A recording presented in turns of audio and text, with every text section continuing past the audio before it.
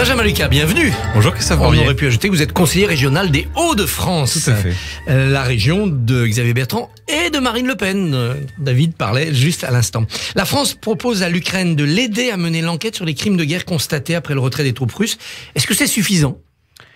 Non, il faut afficher et témoigner de la plus grande fermeté à l'égard de Vladimir Poutine et de son régime, avec un embargo sur le pétrole et le gaz russe, comme nous le demandons avec Yannick Jadot, mais aussi en imposant, par exemple, à Total d'arrêter de financer la guerre de M. Poutine par ses activités aujourd'hui en Russie. Total a dit qu'il arrêtait ses activités, mais qu'il devait remplir les contrats jusqu'au bout, les contrats actuels. Il y a aujourd'hui, je crois, un devoir moral de tout mettre en œuvre, pour ne pas apporter par des devises, par des activités économiques, les moyens à M. Poutine de faire sa guerre. Parce qu'on le voit, les images dont vous parlez sont bouleversantes, épouvantables, horribles. Il appartient d'afficher la plus grande fermeté et de sortir de nos dépendances économiques, énergétiques envers la dictature de M. Poutine. L'embargo immédiat et total sur le gaz et le pétrole, on sait que c'est difficile parce que on n'a pas les moyens de se chauffer en Europe, notamment en Allemagne, sans ça.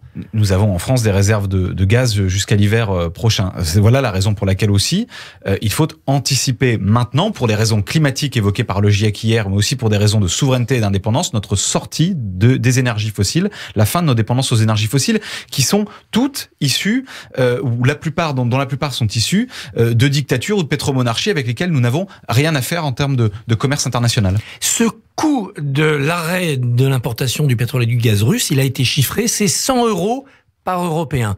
Compte tenu des problèmes de pouvoir d'achat, est-ce qu'on peut demander cet effort à nos concitoyens ? Mais ce n'est pas à nos concitoyens de porter l'effort, c'est à la puissance publique de s'organiser aujourd'hui pour rendre du pouvoir d'achat à nos concitoyennes et nos concitoyens. Vous le savez, Yannick Jadot propose par exemple d'investir massivement dans la rénovation des logements pour mettre fin aux passoires énergétiques, pour permettre aux Françaises et aux Français de se chauffer mieux à moindre frais, en isolant mieux leur logement notamment. Voilà les réponses qu'il faut aujourd'hui. Mais vous savez, cette crise liée à la guerre en Ukraine, elle avait commencé avant, et il y en aura d'autres, des crises énergétiques, comme des crises alimentaires. Nous sommes entrés dans un moment de choc climatique, de choc géopolitique, qui oblige à l'anticipation. C'est aussi une question de sécurité nationale. Est-ce que dans cette transition-là, qui va prendre du temps, vous accepteriez de repenser votre calendrier de sortie du nucléaire, en accordant au nucléaire peut-être quelques décennies supplémentaires pour nous permettre d'atteindre l'indépendance énergétique? Mais il a déjà, même avec un scénario de sortie, des années devant lui, le nucléaire, parce qu'on ne peut pas arrêter tout de suite, évidemment, les centrales nucléaires. Vous dites 2050, mais moi, je trouve curieux que toutes celles et ceux qui se font des peintures de guerre sur le torse avec marqué souveraineté, indépendance, notamment énergétique, considèrent que le nucléaire est une énergie d'indépendance. Où est-ce qu'on trouve de l'uranium? Ni dans votre jardin, ni dans le mien. On en trouve au Kazakhstan, on en trouve au Niger, c'est-à-dire soit dans des pays confrontés à une forte tension géopolitique, soit comme le Kazakhstan, dans des pays où l'armée russe a par exemple réprimé des révoltes populaires contre les prix de l'énergie. Il nous faut l'indépendance, la seule énergie de paix, la seule énergie favorable au pouvoir d'achat des Françaises et des Français, la seule énergie finalement qui assure notre indépendance et notre souveraineté, c'est l'énergie renouvelable. Et le GIEC nous dit encore hier, dans un nouveau rapport dramatique, mais en même temps porteur d'un espoir qui est celui que l'on peut agir, nous dit qu'il faut investir massivement dans les énergies renouvelables. Les énergies renouvelables ont deux fragilités. D'abord, c'est qu'elles sont intermittentes, comme on dit, le vent, le soleil. Comment répondez-vous à ce défi? Que le nucléaire est également une énergie intermittente, puisqu'aujourd'hui nous avons beaucoup de réacteurs à l'arrêt, soit pour des questions de maintenance, soit pour des problèmes de sûreté. Et donc il y a des scénarios très crédibles qui montrent qu'on peut passer au 100% renouvelable. Et il le faut aujourd'hui. C'est une question de bon sens au regard du péril climatique qui nous menace, qui est le plus grand défi auquel était confrontée l'humanité, et au regard de la nécessaire indépendance et souveraineté énergétique de la France. L'autre fragilité du renouvelable, il est politique. Une bonne partie des Français concernés ne veulent plus d'éoliennes dans le champ d'à côté. Mais je pense qu'il n'y a pas un Français qui veut une centrale nucléaire dans le champ d'à côté non plus.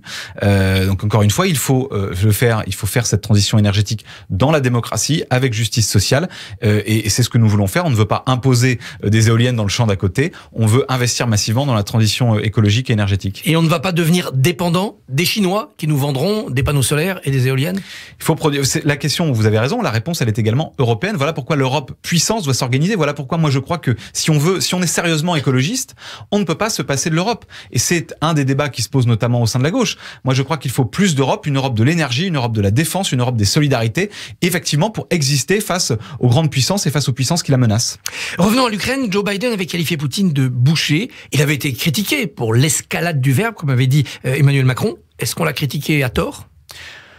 Écoutez, moi j'étais très choqué que dans le débat français, il y ait des espèces de pudeurs de gazelle pour qualifier M. Poutine de ce qu'il est, c'est-à-dire un dictateur. Et je suis très fier que le candidat que je soutiens, Yannick Jadot, ait lui clairement assumé, et pas que depuis l'invasion de l'Ukraine, mais depuis le départ, que M. Poutine est un dictateur dangereux pour son pays, dangereux pour les libertés dans son pays, parce que moi je ne défends pas la démocratie, et nous ne défendons pas, nous les écologistes, simplement la démocratie dans nos frontières, on la défend partout, en Europe et dans le monde, mais qu'il est aussi dangereux pour la sécurité de l'Europe et pour la paix du monde. Et face à un homme dangereux, est-ce qu'il faut discuter, continuer à discuter, comme le fait Emmanuel Macron? Les Polonais le lui reprochent.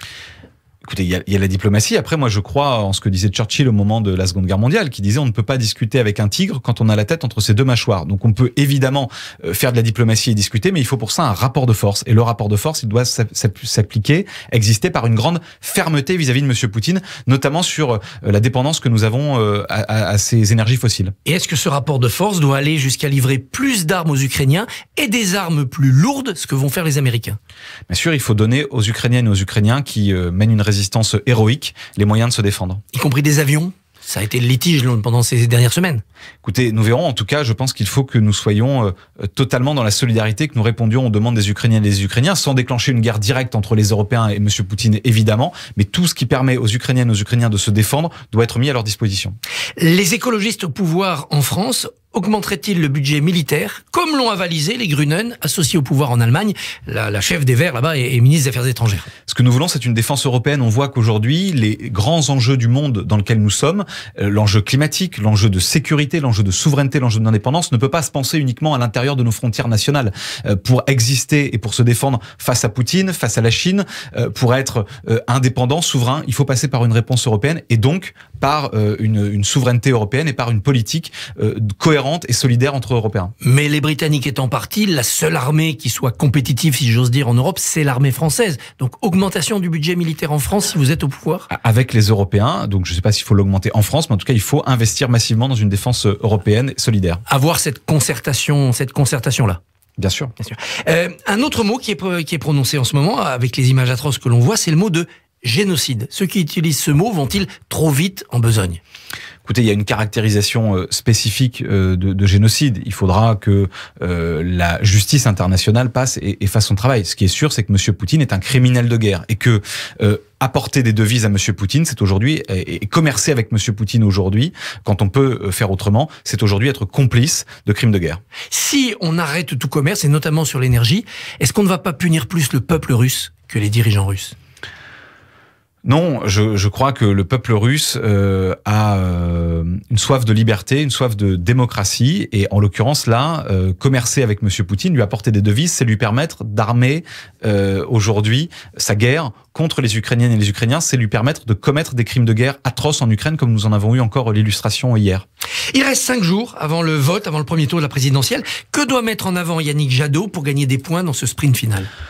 Écoutez, je vais pas lui dire ce qu'il doit faire ou ne doit pas faire. Ce que je dis, par contre, à celles et ceux qui nous écoutent, c'est que il en va des conquêtes sociales, finalement, comme des conquêtes écologiques. C'est une affaire de rapport de force. Si on veut que le climat, et on a eu hier un rapport du GIEC qui nous dit l'irréversibilité de certains phénomènes, mais qui nous dit aussi qu'on peut agir pour limiter les causes et les conséquences du réchauffement climatique, qui impacte déjà nos vies, qui est le plus grand défi auquel l'humanité a été confrontée dans son histoire. Si on veut que demain, on ne puisse plus mener une seule politique publique sans avoir au cœur le climat, la préservation de la biodiversité, c'est-à-dire ce qui nous permettra de sauver l'humanité, alors il faut que les écologistes soient forts. Parce que tout le monde a repeint sa façade en vert depuis les élections européennes. Pourquoi? Parce que Yannick Jadot et les écologistes ont fait un score historique. Donc si on veut que demain, le climat soit au cœur des préoccupations, au cœur des politiques publiques, au cœur de l'action qui est menée par la France et par l'Europe, il faut que les écologistes soient le plus fort possible le dimanche 10 avril. Et donc il faut se saisir du bulletin de vote Yannick Jadot. Les sondages semblent dessiner un second tour Le Pen-Macron. Pour vous, si c'est le cas, ça sera blanc-bonnet, bonnet-blanc?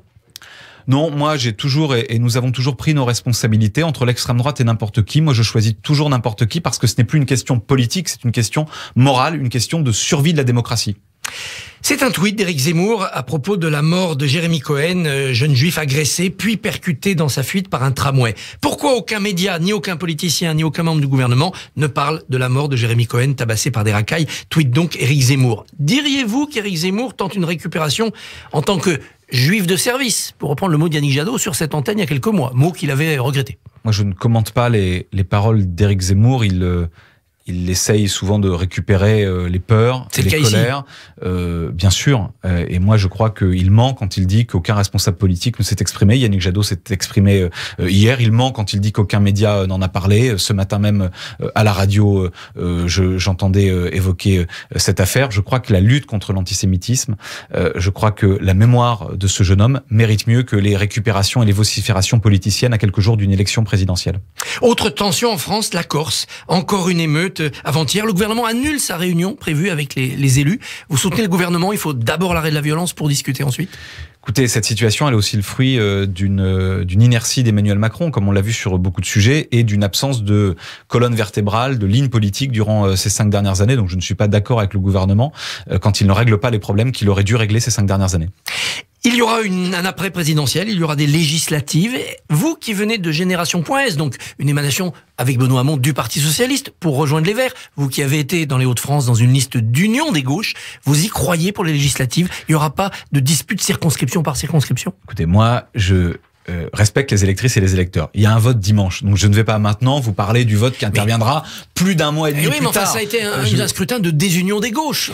Mais d'abord, attendons de voir ce que sera le résultat. Moi, je crois qu'il faut pour ce pays, pour l'avenir de l'Europe, pour l'avenir de l'humanité, une force écologiste puissante. Et donc, j'invite celles et ceux qui nous écoutent à ne pas penser le coup d'après, mais à voter dès dimanche pour le candidat écologiste Yannick Jadot pour construire cette force de l'écologie politique qui sera indispensable parce que c'est l'écologie qui peut demain rassembler la République. C'est l'écologie qui peut apaiser les tensions dans le pays en nous projetant vers quoi, Monsieur Barbier? En nous projetant vers un objectif de lutte contre le réchauffement climatique, un objectif de justice sociale, un objectif de démocratie et d'Europe. C'est ça le sujet de dimanche, c'est pas l'après. Et le vote utile écolo dimanche prochain, c'est pas Mélenchon? Non, Jean-Luc Mélenchon, il y a un appel au vote utile sur la base de sondages qui montrent par ailleurs les mêmes sondages que Jean-Luc Mélenchon ne peut pas être au deuxième tour parce qu'il n'a pas rassemblé sa famille politique pendant 5 ans, parce qu'il a refusé de faire barrage clairement à Madame Le Pen il y a 5 ans, ce qui est pour moi une faute politique et morale de ne pas avoir dit clairement je vote Macron pour battre Le Pen. Donc aujourd'hui, le sujet c'est comment on veut être utile pour l'avenir. Si on veut être utile pour l'avenir, il faut que les écologistes soient le plus fort possible. C'est la meilleure garantie pour qu'on parle du climat, pour qu'on agisse pour le climat, pour la biodiversité et la justice sociale dans les 5 années qui viennent. Benjamin Lucas, merci, bonne journée. Merci à vous.